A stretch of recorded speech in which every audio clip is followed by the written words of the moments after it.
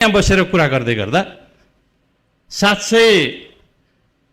830 megawatt विद्युत भारतबाट आयात भइराखेको छ। अहिले भर्खरै हामीसँग पुग नपुग 1000 मेगावाट विद्युत छ। अहिले साँझमा अब लोड सेडिङ घरमै पनि हुने अवस्था छ। त्यसो भएको कारणले एउटा निजी क्षेत्र, एउटा भारतबाट आयात गरेको, र यसले गर्दा हाम्रो केही लोड सेडिङ हट्या जस्तो अनुभूति भएको छ।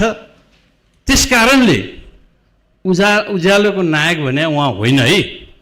बरु यो धन्यवाद भारत सरकारलाई दिउँ, निजी क्षेत्रलाई दिउँ, जसले उत्पादन गरेका छ, जसले हाम्रो आवश्यकता परिपूर्ति गरिदिएको छ, त्यता गरौँ न भन्ने निवेदन गर्न मात्रै चाहेको। यो यथार्थ हो।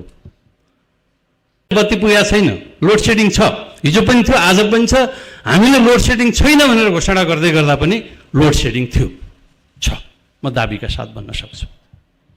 खालि के गरिएको थियो भने घरमा बत्ती दिने काम गरिएको थियो, उद्योग धन्दातिर कटौती गरिएको थियो। आज पनि त्यही छ। घर घरमा कहीँ पनि लोड सेडिङ छैन, हुँदैन। र उद्योगमा पनि प्रायोरिटीको आधारमा कहिलेकाहीँ चाहिँ राति नपुगेको टाइममा डेडिकेटेड र ट्रङ लाइनको विद्युत नतिरेको ग्राहकहरूको चाहिँ प्राथमिकता राखेर हामीले केही कटौती गर्नुपर्ने हुन्छ। त्यस्तो भयो भने हामी कटौती गर्छौँ। रातिको समयमा, दिउँसो त्यस्तो हुँदैन। र घर घरमा चाहिँ लोड सेडिङ हुने अवस्था अहिले छैन।